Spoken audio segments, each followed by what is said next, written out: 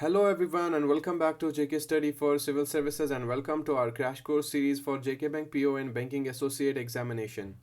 तो अभी जो हमारी सीरीज चल रही है अभी इसका सबसे ज़्यादा इंपॉर्टेंट चैप्टर चल रहा है जिसका नाम है पजल्स। तो ये आपके रीजनिंग का सबसे ज़्यादा इंपॉर्टेंट चैप्टर है और सबसे ज़्यादा आपको इसमें प्रैक्टिस करने की ज़रूरत है, क्योंकि ये जो रीजनिंग में से ये वाला पोर्शन अच्छे से प्रैक्टिस करके जाएगा तो 20 से ज़्यादा मार्क्स वो ईजिली हासिल कर पाएगा वहाँ पे। ठीक है, तो ये सबसे ज़्यादा लेंथी पोर्शन भी है लेकिन इसके बेस पे आगे आपको पाँच पाँच क्वेश्चंस आते हैं तो वो आपके लिए एक बेनिफिट रहता है। तो इसमें मैंने आपको पहले ही दो लेक्चर्स दिए हुए हैं जिसमें मैंने आपको कुछ कॉन्सेप्ट्स बताए थे, पहले टाइप्स ऑफ पजल्स बताए थे, उसके बाद हमने कुछ एडवांस टाइप ऑफ पजल्स उसमें किए थे, सॉल्व किए थे क्वेश्चंस। तो आज का जो टॉपिक है वो हम करेंगे पजल्स में से सीटिंग अरेंजमेंट।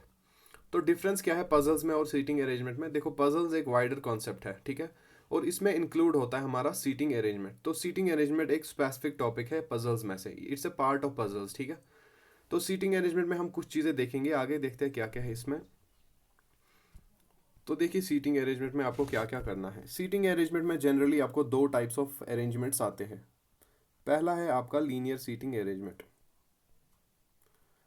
और दूसरा है आपका क्लोज्ड फिगर जिसको आप सर्कुलर सीटिंग अरेंजमेंट कहते हो। ठीक है, ये दो टाइप्स ऑफ पजल्स आपके आते हैं, लेकिन इसमें से फिर आपको फिर दो टाइप्स फिर फर्दर बनते हैं, ये फिर डाइवर्ज होते हैं दो टाइप्स में। आपको लीनियर में से आ सकता है single direction and multi direction, ऐसे ही आपको सर्कुलर में भी आ सकता है single direction and multi direction. तो वो दोनों हम यहाँ से निकालेंगे। देखो क्या क्या मिलता है हमारा, single direction and multi direction.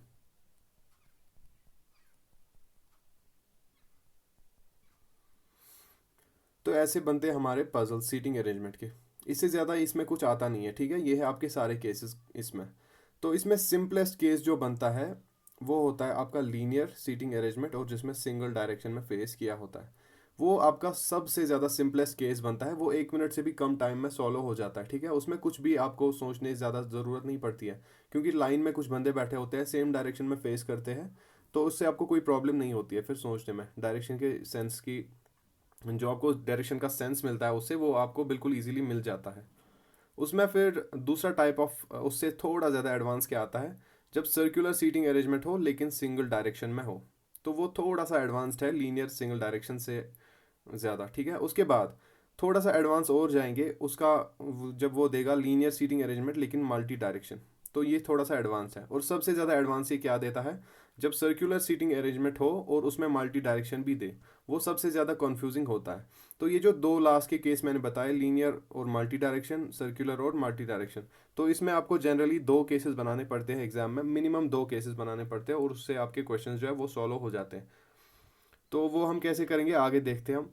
तो देखो, लीनियर का जो है सिंपलेस्ट केस जिसमें सिंगल डायरेक्शन में फेस करते हैं वो मैंने आपको पहले लेक्चर में बता दिया है और वो सबसे ईजिएस्ट भी है।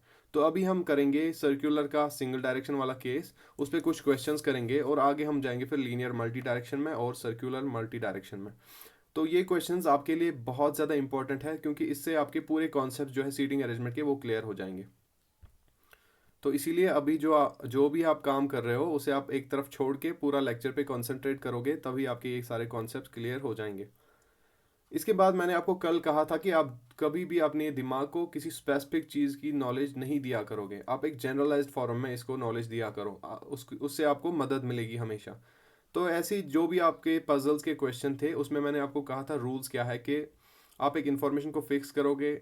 उसके बाद दूसरी बात ये थी कि हम टेबल बनाते थे, टेबल में हम श्योर इन्फॉर्मेशन को पहले ही फिल करते थे, और उसके बाद जो भी हमें पॉजिटिव इन्फॉर्मेशन और नेगेटिव इन्फॉर्मेशन दी होती थी वो हम टेबल से बाहर लिखते थे।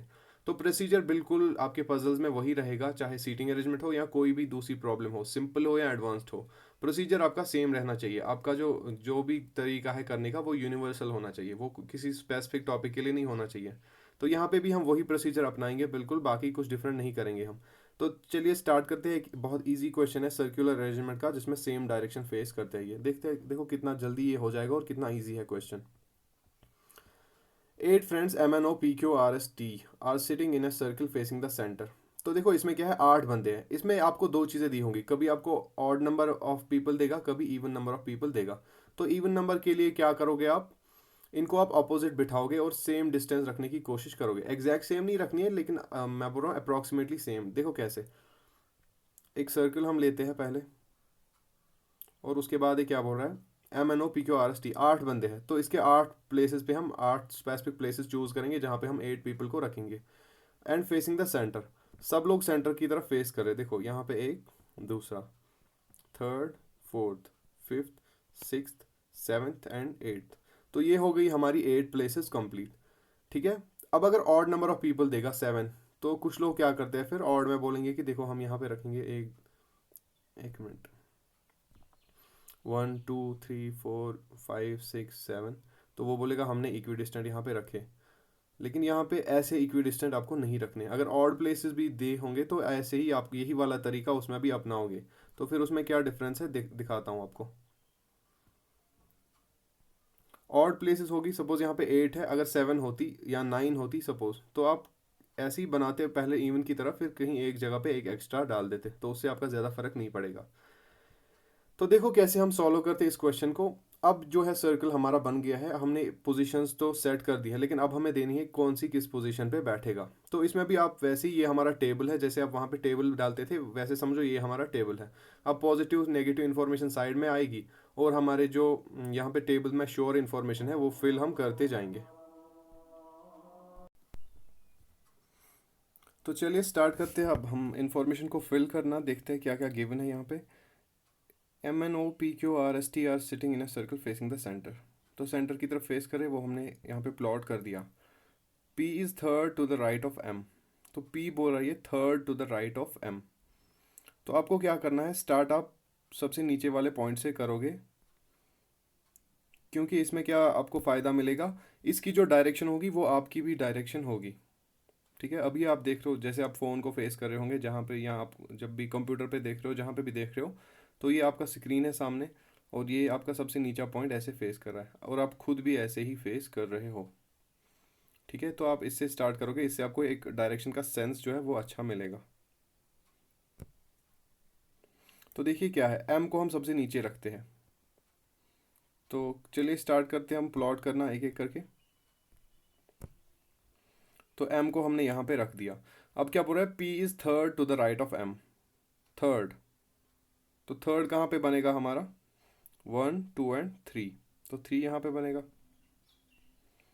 तो पी को रख दो यहाँ पे। उसके बाद and second to the left of S. देखो अब अगर कोई एस के लेफ्ट में है तो एस उसके राइट में होगा। ठीक है। क्योंकि दो बंदे अगर ऐसे हैं, अगर ये वाला सपोज ये ए और बी है, अगर बी ए के राइट में है तो ए बी के लेफ्ट में आएगा। जितना बी ए के राइट में होगा उतना ए बी के लेफ्ट में होगा। तो ये तो कॉमन सेंस है। ठीक है। तो अब यहाँ पे क्या करोगे, ऐसे ही आप इंफॉर्मेशन को लोगे कि second to the left of S, P अगर है second to the left of S, मतलब एस होगा second to the right of P. तो सेकंड राइट, राइट इसका यहाँ से होगा 1, और इसके बाद 2, तो एस यहाँ पे आएगा। उसके बाद क्या बोल रहा है ये, T is third to the left of S. अब एस का लेफ्ट तो वो तो इस साइड होगा, इससे थर्ड 1 2 एंड 3, तो टी यहाँ आएगा। Q is not immediate neighbour of S, ये बोल रहा है S के नेबरहुड में Q नहीं आता है, तो नेगेटिव इन्फॉर्मेशन है। मतलब S के ना यहाँ पे Q आएगा और ना यहाँ पे Q आएगा। ठीक है। तो ये वाली जगह तो Q के लिए नहीं है। हमारे पास और दो जगह है जहाँ पे Q आ सकता है, फिर वो क्या है, ये वाली जगह आ सकता है Q, और ये वाली जगह आ सकता है Q। तो उसके बाद है क्या बोल रहा है हमें, N is not immediate neighbour of M। तो ऐसी जैसे Q S के पास नहीं आ सकता था, ऐसी M के पास N नहीं आ सकता। तो ये है नेगेटिव इन्फॉर्मेशन N के लिए। फिर वो कहाँ आ सकता है, फिर वो S के पास आ सकता है। ठीक है। क्योंकि हमारे पास अब यही दो बचे हैं, N और M, जिनकी हमें, N और Q, जिनकी हमें ये बोल रहा है कि नेगेटिव इन्फॉर्मेशन अवेलेबल है। उसके बाद और देखते क्या बोल रहा है ये, O is second to the right of N। ये बोल रहा है अब जहाँ पे भी N होगा उसके राइट में second, first and second O आएगा। ठीक है। तो सपोज एन के पास, हमारे पास दो जगह थी रखने के लिए, क्योंकि एम के नेबरहुड में तो नहीं आएगा, वो एस के नेबरहुड में आएगा। तो या तो एन यहाँ पे आएगा या तो एन यहाँ पे आएगा। अब कहाँ पे आएगा, ओ आना चाहिए फिर उसके सेकंड राइट में। तो अगर हम यहाँ पे रखें एन को, तो सेकंड राइट उसका कहाँ आएगा, 1 एंड 2। यहाँ तो ऑलरेडी एम है तो यहाँ पे भी नहीं आएगा, मतलब यहाँ पे एन नहीं आ सकता। तो एन अगर यहाँ पे आएगा, इसका राइट कहाँ पे है, इसका राइट है इस साइड में, तो यहाँ पे सेकंड राइट में ओ आ सकता है क्या, देखते हैं तो हाँ वो यहाँ पे आ सकता है, तो कंडीशंस हमारी फुलफिल हो रही है। उसके बाद क्या बोल रही है, देखो एन भी आ गया, ओ भी हमारा आ गया। अब क्या बोल रहा है, Q is also not immediate neighbour of T. तो क्यू के लिए तो हमारे पास दो जगह बची थी, या तो यहाँ पे आता और यहाँ तो यहाँ पे आता है, लेकिन ये बोल रहा है कि वो टी के नेबरहुड में नहीं आ रहा है। तो टी का नेबरहुड तो ये है, मतलब क्यू यहाँ पे भी नहीं आएगा, क्यू कहाँ आएगा, यहाँ पे आएगा। तो हमारे पास एक ही फिर बचता है, जिसके लिए एक ही जगह भी बची है, तो वो आएगा हमारा आर। तो ऐसे सॉल्व हो गया। मैंने कहा ये सिंपलेस्ट केसेस होते हैं आपके, इसमें आपको ज़्यादा कुछ सोचने की ज़रूरत भी नहीं पड़ती है। आप बस इन्फॉर्मेशन को उठाते जाओ और उसको यहाँ पे सर्कुल में फिल करते जाओ। बाकी इसमें कुछ होता नहीं है। इसमें आपको जब डायरेक्शन मल्टी डायरेक्शन देगा उसमें आपको कन्फ्यूजन हो सकता है, वो मैं आगे आपको दिखाऊंगा। तो ठीक है, ये वाला क्वेश्चन हो गया आपका क्लियर। देखते हैं अगला क्वेश्चन इसमें क्या है। थोड़ा सा इसमें मॉडिफिकेशन करेंगे हम अगले क्वेश्चन के लिए, थोड़ा सा इसको एडवांस में लेके जाएंगे। ABCDE are 5 boys, FGH are 3 girls sitting together in a circle facing centre. तो 5 + 3 फिर से हमारे पास कितने हैं, 8 पर्सन है हमारे पास। तो देखते हैं इनका क्या हाल है। And are together in a circle facing centre, तो ये भी सारे एक ही डायरेक्शन में फेस करे सेंटर में। तो चलो देखते हैं, 8 पोजिशन हम मार्क करते हैं इनके लिए, 5, 6, 7 एंड 8। ठीक है, हो गई 8 पोजीशंस हमारी मार्क। उसके बाद क्या स्टार्ट करेंगे हम, कहाँ से, देखो ABCDE are 5 boys and FGH are 3 girls. तो इसके लिए मैं आपको ये एक टिप दूंगा कि आप जब भी आपके दो डिफरेंट जेंडर्स हो, मेल एंड फीमेल, तो आप मार्क करके जाना जेंडर्स को, जैसा आप ब्लड रिलेशन में करते हो। मेल के लिए अलग से मार्क रखोगे और फीमेल के लिए अलग से मार्क रखोगे, जो भी आपको पसंद आए। तो मैं तो जनरली प्लस और माइनस लेता हूँ। जैसे मैं ए के, एक मिनट, जैसे मैं ए के ऊपर लिखूंगा प्लस तो मतलब ए मेल है, और ऐसे ही मैं लिखूंगा एफ के ऊपर माइनस तो मतलब एफ फीमेल है। ऐसे फिर आपको आगे कन्फ्यूजन नहीं होता है क्वेश्चन को सॉल्व करने में, ठीक है। तो ये है आपकी जो साइंस है आपके जेंडर के लिए, जो भी आपके दिल में जो भी आपका दिल का है वो आप साइन ले सकते हो। उसके बाद ये क्या बोल रहा है, A is the only boy seated between 2 girls. तो ए के बारे में कुछ इन्फॉर्मेशन है कि ए सिर्फ वो लड़का है जिसके बाजू में क्या है, दो लड़कियां बैठी है। उसके राइट में भी एक लड़की है, लेफ्ट में भी एक लड़की है। क्योंकि 3 ही लड़कियां हैं तो दूसरी लड़की फिर जहाँ पे भी है उसका हमें देखने को मिलेगा आगे। तो फिलहाल हम स्टार्ट करते हैं ए से ही, ए की इन्फॉर्मेशन हम पुट कर रहे हैं यहाँ पे। तो मैंने आपको कहा है बॉटम से आप स्टार्ट करोगे, तो ए को यहाँ पे हमने रखा। तो ए क्या है, बॉय है, तो प्लस इसके लिए, ठीक है। सीटेड बिटवीन 2 गर्ल्स, मतलब यहाँ पे भी कोई गर्ल आएगी नेगेटिव और यहाँ पे भी कोई गर्ल आएगी नेगेटिव, ठीक है। उसके बाद B is second to the left of E. अब है कुछ हमारे पास पॉजिटिव इन्फॉर्मेशन, लेकिन अभी हम टेबल में इसको फिल नहीं कर सकते क्योंकि इन दोनों की हमें पोजीशंस नहीं पता है। तो हम क्या करेंगे, इसको यहाँ पे लिख देते हैं, B is second to the left of E. Suppose हम यहाँ पे ई मार्क करते हैं, ई की पोजीशन कहीं पे, तो इसकी डायरेक्शन ये होगी, इसके लेफ्ट में सेकेंड 1 और 2, तो यहाँ पे बी आएगा, ठीक है, जहाँ पे भी इनकी पोजीशन होगी। उसके बाद क्या बोल रहा है ये, F is second right of H, who is an immediate neighbour of A. तो एच क्या है, इमीडिएट नेबर ऑफ ए है, ठीक है। हु बोल रहा है ना, मतलब एच के बारे में बोल रहा है।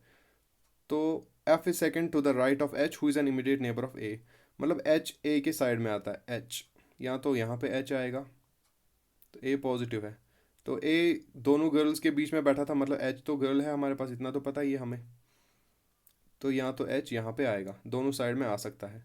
उसके बाद ये क्या बोल रहा है, F is second right of H. तो जहाँ पे भी एच आएगा उसके सेकेंड राइट में, मतलब एक छोड़ के, अगर यहाँ पे आएगा तो एक छोड़ के आएगा हमारा एफ, और अगर यहाँ पे एच रखा तो फिर एफ आएगा यहाँ पे एक छोड़ के। तो ये है दो पॉसिबिलिटीज़ इसके लिए। उसके बाद ये क्या बोल रहा है, C is to the immediate left of B. तो जहाँ पे भी बी है उसके साथ में ही लेफ्ट में है सी, तो ये तो हमने किया था पहले, बी यहाँ पे होगा। उसके बाद क्या बोल रहा है ये,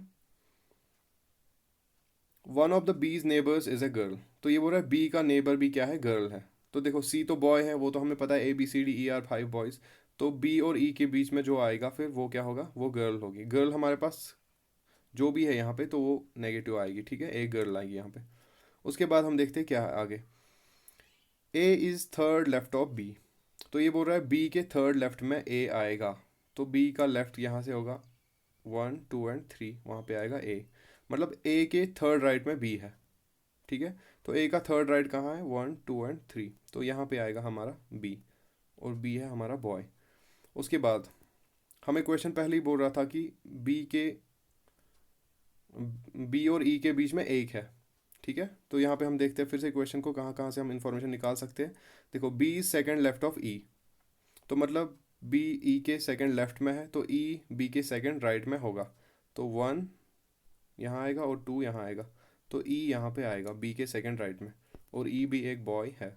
उसके बाद आगे क्या बोल रहा था ये, ई और ई के बारे में क्या बोल रहा था, C is to the immediate left of B, तो इमीडिएट लेफ्ट ऑफ बी यहाँ से है तो यहाँ पे सी आएगा, सी भी है एक बॉय। उसके बाद ये क्या बोल रहा था, वन ऑफ बीज नेबर इज़ ए गर्ल, तो बी का जो नेबर है वो गर्ल है, तो यहाँ पे एक गर्ल आएगी।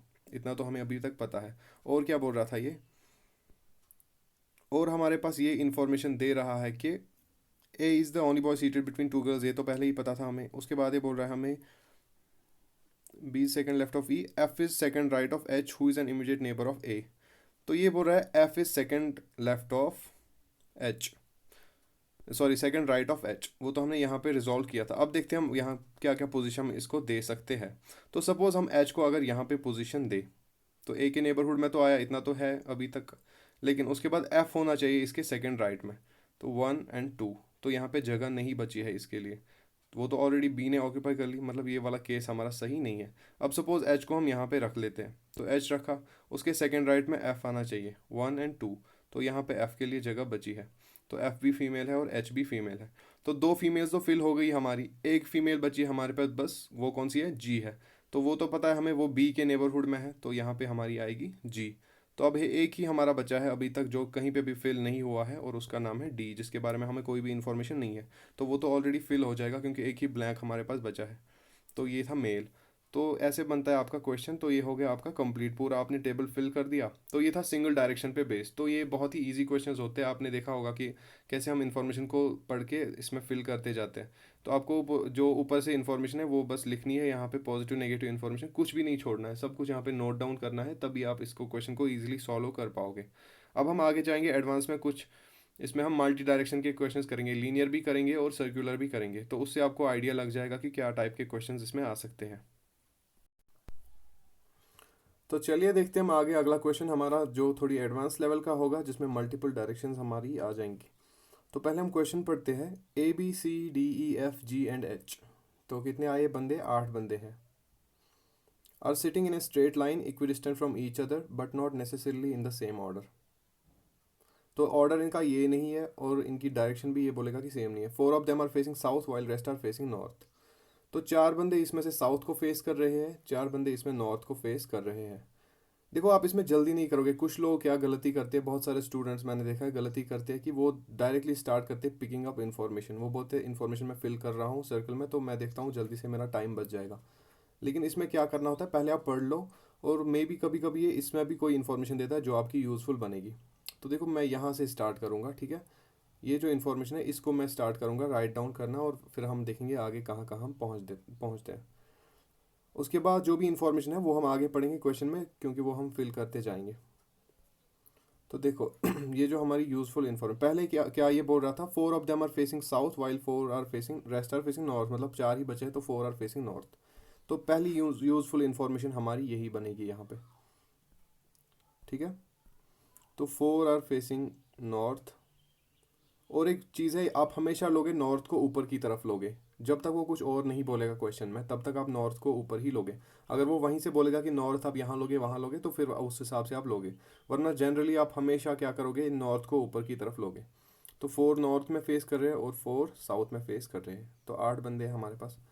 उसके बाद जैसे हम सर्कल में क्या करते थे, एक सर्कल बनाते थे और उनकी पोजिशंस उनको देते थे, तो वैसे ही हम यहाँ पे क्या करेंगे, एक स्ट्रेट लाइन बनाएंगे और इस पर हम 8 पोजिशंस को मार्क करेंगे। देखो 1 2 3 4 5 6 7 एंड 8, ये हो गई हमारी 8 पोजीशंस मार्क। हमें अभी तक डायरेक्शंस का कुछ भी नहीं पता है और कौन बंदा कहाँ पे बैठा है उसका भी हमें कोई आइडिया अभी तक नहीं है। तो उसके बाद ये क्या बोल रहा है फिर, एच फेसेस नॉर्थ। तो एच तो नॉर्थ फेस कर रहा है लेकिन पता नहीं कहाँ पे है, तो ये आएगी हमारी पॉजिटिव इन्फॉर्मेशन।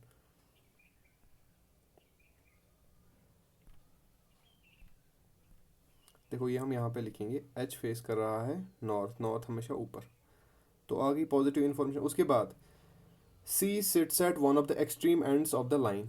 ये बोल रहा है कि सी एक्सट्रीम पे बैठता है, तो मतलब सी या तो यहाँ पे आएगा या तो यहाँ पे आएगा। 2 एक्सट्रीम पॉसिबिलिटीज़ हैं यहाँ पे, लेकिन हमें नहीं पता कहाँ पे आएगा, ठीक है। तो सी आएगा एक्सट्रीम पे। ये हमने लिखा एक और पॉजिटिव पॉइंट। उसके बाद ये क्या बोल रहा है, A sits third to the left of C. देखो अब सी के बारे में ही एक और हमें इंफॉर्मेशन दी है कि A sits third to the left of C. C के लेफ्ट में थर्ड बैठता है ए। तो उसके लिए क्या करना होगा हमें, एक्सट्रीम पे अगर हम सी को बिठाए, सपोज हमने यहाँ पे सी को बिठाया, तो फिर डायरेक्शन भी हमें कोई ना कोई देनी होगी इसे। सपोज हम सी को अगर नॉर्थ फेसिंग कर दें, तो इसके लेफ्ट में हमें बिठाना है ए को, क्योंकि ये बोल रहा है A sits third to the left of C. तो लेफ्ट ऑफ सी तो हमारे पास कोई भी जगह नहीं बची है, तो यहाँ पे मतलब हम सी को नॉर्थ फेस नहीं करा सकते। तो क्या करेंगे हम सी को, अगर सी को हम यहीं पे बिठाए और साउथ फेस करा दें, तो सी का लेफ्ट कहाँ से आएगा, इस वाली डायरेक्शन में आएगा। तो यहाँ पे हम ए को कहाँ बिठाएंगे, थर्ड पोजीशन पे। सपोज सी को हमने यहाँ पे लिया और उसके बाद थर्ड लेफ्ट, 1 2 एंड थर्ड, तो यहाँ पे आएगा हमारा ए। लेकिन ए की हमें अभी डायरेक्शन नहीं पता है। लेकिन ये तो हमें अभी एक एक्सट्रीम देखा, ऐसा ही केस यहाँ पे भी होगा। तो मतलब क्या बनेगा, यहाँ पे दो केसेस बनेंगे। तो आप हमेशा इन टाइप्स के क्वेश्चंस में दो केसेस बनाने की कोशिश करोगे मिनिमम, और उसके बाद आगे जाके इन्फॉर्मेशन जब देखते जाओगे तो कोई ना एक तो एक केस एलिमिनेट होगा। और जितना जल्दी एक केस आपका एलिमिनेट हो जाए उतना आपके लिए अच्छा है। लेकिन क्वेश्चन, ये जो एग्जामिनर है ये भी बहुत चालाक होते हैं, ये ऐसी इन्फॉर्मेशन देते हैं आपको कि लास्ट तक कोई भी केस आपका एलिमिनेट नहीं होता है, क्योंकि वो चाहता है कि आप क्वेश्चन ना सॉल्व कर पाओ। तो वो ऐसे केसेस देता है जो आप लास्ट तक सॉल्व नहीं कर पाते हो, तो फिर आपको लास्ट में वो एलिमिनेट हो जाता है एक। लेकिन ऐसा नहीं है कि दोनों केसेस आएंगे, एक ना एक केस तो ज़रूरी एलिमिनेट हो जाता है, वो आपको याद रखना है। तो एक और बनाएंगे हम फिर, एक और केस। देखो इसमें भी हमें यही 8 बंदे रखने हैं। तो पहले केस में हमने सी को रखा है एक्सट्रीम लेफ्ट पे, तो अब लिखेंगे सी को हम एक्सट्रीम राइट पे। तो देखो सी को अब राइट पे देखते हैं कहाँ पे फेस कराना है। अगर सपोज हम इसे यहाँ फेस कराते हैं नॉर्थ फेसिंग, तो इसके एक्सट्रीम, इसके लेफ्ट में कितने पोजीशंस ए है, 3 पोजीशंस, 1 2 एंड 3।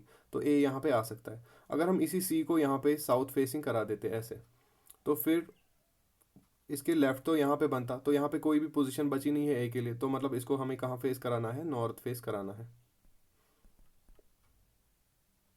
तो ये था सी, और इसको हमने यहाँ पे कहाँ फेस कराया, नॉर्थ। तो ये था हमारा सी, और उसके बाद 3 पोजीशंस पे ए है, तो ए आएगा हमारा यहाँ पे। लेकिन अभी हमें ए की डायरेक्शन नहीं पता है।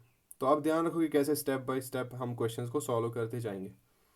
ठीक है, तो ये वाला तो हो गया हमारा। उसके बाद D is not an immediate neighbour of C. ये बोल रहा है सी के नेबरहुड में डी नहीं आता है। तो यहाँ पे हमारे पास एक नेगेटिव इन्फॉर्मेशन है कि डी जो है वो यहाँ पे नहीं आएगा, और डी जो है वो यहाँ पे भी नहीं आएगा। तो ठीक है, ये नेगेटिव इन्फॉर्मेशन है। उसके बाद क्या बोल रहा है ये, G sits third to the right of A. A के राइट में थर्ड जी बैठता है। तो देखते हैं हम ए को यहाँ भी देखते हैं और यहाँ भी देखते हैं। ए को हम अगर यहाँ पे नॉर्थ फेस करा दें, तो इसके राइट में थर्ड पोजीशन 1 2 एंड 3, यहाँ पे जी आ सकता है। अगर इसी ए को हम यहाँ पे साउथ फेस करा दें, तो इसका राइट तो यहाँ बनेगा 1 2 एंड 3, वहाँ पे ऑलरेडी सी बैठा है।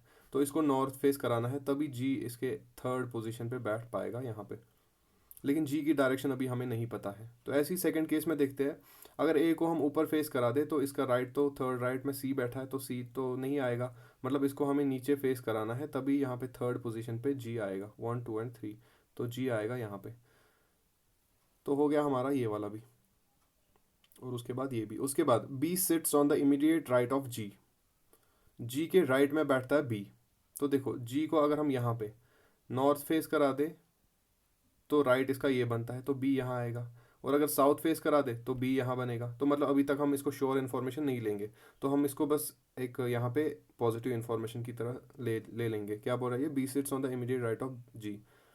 तो जी के राइट में बैठता है बी, अगर जी ऊपर फेस कर रहा है। तो अगर जी नीचे फेस कर रहा है तो उसका राइट यहाँ पे बनेगा, तो बी यहाँ आएगा। उसके बाद ये क्या बोल रहा है, B does not sit at any of the extreme ends on the line.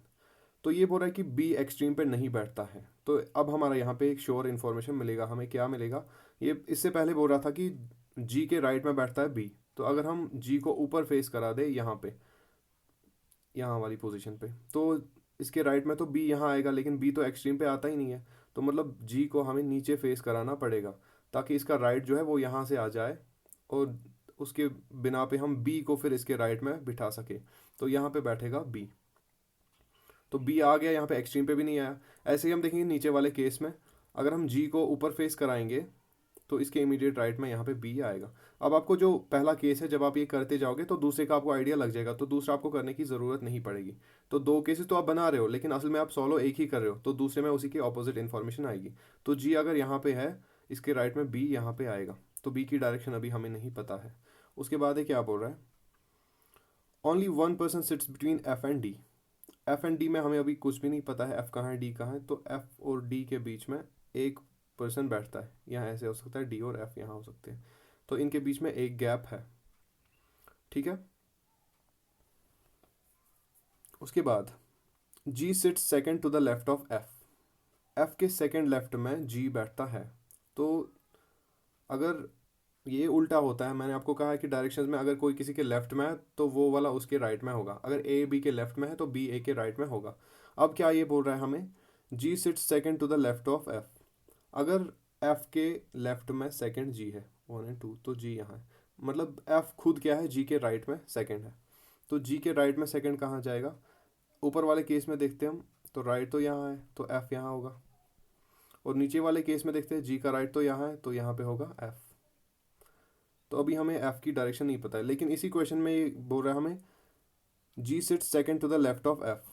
तो एफ का लेफ्ट लाने के लिए एफ को हमें ऊपर फेस करना होगा, तभी जी इसके लेफ्ट में आएगा। और ऊपर वाले केस में जी को एफ के लेफ्ट साइड पे लाने के लिए एफ को हमें नीचे फेस करवाना पड़ेगा, तभी जी आएगा इसके लेफ्ट में, ठीक है। तो ये हो गया हमारा एक और सोलो यहाँ पे। उसके बाद ये क्या बोल रहा था, एफ और डी के बीच में एक ही बंदा है, only one person sits between F and D, जो इससे पहले हमने यहाँ पे पॉजिटिव इन्फॉर्मेशन ली। क्योंकि अब हमें एफ की इन्फॉर्मेशन पता चल गई, तो अब हम डी की इन्फॉर्मेशन को निकाल सकते हैं इससे। देखो ऊपर वाला केस हम लेते हैं पहले। पहले मैं एक यहाँ पे इनको सेपरेट कर देता हूँ दोनों केसेस को।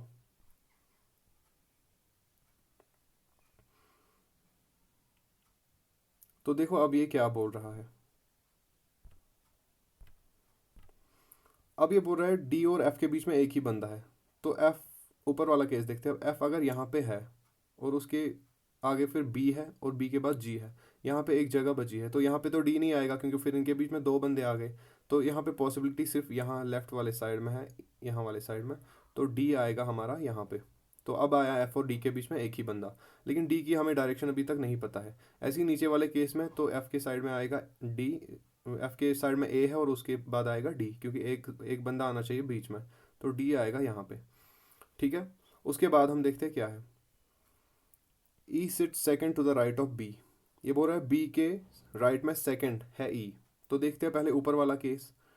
तो बी की हमें डायरेक्शन नहीं पता है। अगर हम बी को ऊपर फेस करा दे तो इसके सेकंड राइट में, देखो अगर इसको ऊपर फेस करा दे तो इसके सेकंड राइट में देखते हैं जगह है, यानी 1 और 2, तो यहाँ पे जगह है ई के लिए।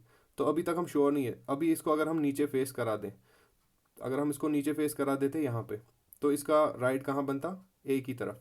तो 1 और 2, तो वहाँ तो ऑलरेडी ए है, तो मतलब ये वाला केस नहीं बनेगा, इसको ऊपर ही फेस कराना होगा। तो ई आएगा हमारा यहाँ पे, ठीक है। तो ऐसे ही नीचे वाले केस में भी क्या आएगा फिर, ई एक्सट्रीम पे, तो ई आएगा यहाँ पे। तो मतलब बी की डायरेक्शन कहाँ है, यहाँ बी की डायरेक्शन है नीचे, क्योंकि दोनों केसेस है, दो अपोजिट है आपस में। उसके बाद both the immediate neighbours of G face the same direction. ये बोल रहा है जी के जो दोनों इमीडिएट नेबर्स है वो सेम डायरेक्शन फेस करते हैं। तो जी के इमीडिएट नेबर्स कौन से हैं, बी एंड ई, तो उनकी डायरेक्शन सेम रखो। बी अगर नीचे देख रहा है तो ई भी नीचे देखेगा। तो ऊपर वाले केस में बी अगर ऊपर देख रहा है तो ई भी ऊपर देखेगा। तो हो गई ये इसकी डायरेक्शन। उसके बाद both the immediate neighbours of A face the opposite direction. अब ए का उल्टा बोल रहा है कि इमीडिएट नेबर्स जो ए के हैं वो ऑपोजिट डायरेक्शन करते हैं फेस। तो ए के इमीडिएट नेबर्स पहले देखते हैं कौन कौन है, डी और एफ। तो एफ अगर नीचे देख रहा है, डी ऊपर देखेगा। ऐसे ही नीचे वाले केस में एफ अगर ऊपर देख रहा है तो डी कहाँ देखेगा, नीचे देखेगा। तो अब हमारा बचा है, एक ही स्पेस बची है और एक ही बंदा उसके लिए हमारा बचा है। तो वो कौन है, एच। देखो एच यहाँ पे है, लेकिन ये पहले ही हमारा था एच फेसेस नॉर्थ, जो हमने यहाँ पे पॉजिटिव इन्फॉर्मेशन लिखी थी। तो एच नॉर्थ को फेस कर रहा है, और नीचे वाले केस में भी एच नॉर्थ को फेस करेगा, क्योंकि एच के लिए दिया हुआ है वहीं से कि एच नॉर्थ में फेस करेगा, तो दोनों केसेस में एच नॉर्थ में ही फेस करेगा। तो ये है हमारा एच। तो ये आ गई आपके पास सब सब बंदों की इन्फॉर्मेशन, और सब बंदों की डायरेक्शन भी आ गई। तो देखो यहाँ पे मैंने बोला ये बहुत चालाक है, ये कभी कभी ऐसा देता है क्वेश्चन कि आपका कोई भी एलिमिनेट ही ना हो केस। तो देखते हैं अब क्या करेंगे हम यहाँ पे। तो दो दो आंसर तो नहीं आ सकते एक ही क्वेश्चन के।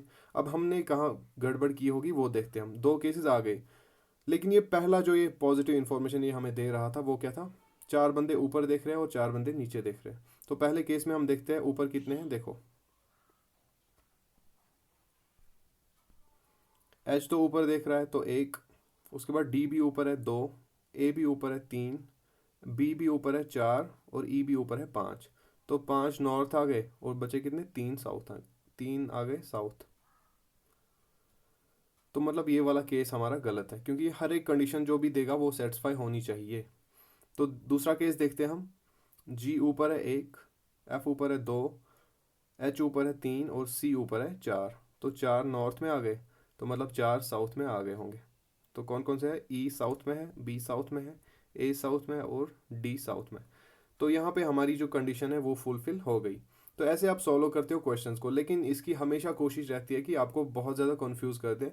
तो दो केसेस तो मिनिमम आपके बनते हैं इसमें भी और जो सर्कुलर अरेंजमेंट होगा उसमें भी। पहले हम देखते हैं टाइम हमारा 30 मिनट से ज़्यादा हो गया। मुझे लगता है अभी के लेक्चर में आपका सर्कुलर नहीं हो पाएगा, क्योंकि उसमें भी थोड़ा टाइम लगता है, टाइम कंज्यूमिंग होता ही है। तो इस पे बेस पे आगे फिर ये जो भी क्वेश्चंस देगा आपको बताएगा एच के नेबरहुड में कौन है, कहाँ फेस कर रहा है, बताओ बी और एच के बीच में कितने बंदे हैं, ऐसे बोलेगा, कुछ भी बोलेगा। तो क्वेश्चन तो आपको पता है, वो तो इतना ही है कि आपने सबकी डायरेक्शन निकाली। तो आपका ये वाला केस जो था ये सही था यहाँ पे, और जो ऊपर वाला आपका केस था वो आपका गलत था। ठीक है, चलिए अभी के लिए इतना ही। मुझे लगता है ये ज़्यादा लंबा हो जाएगा, वरना मैं अभी करा देता आपको वो वाला भी। तो वो हम अगले लेक्चर में देखेंगे, ठीक है। Okay bye.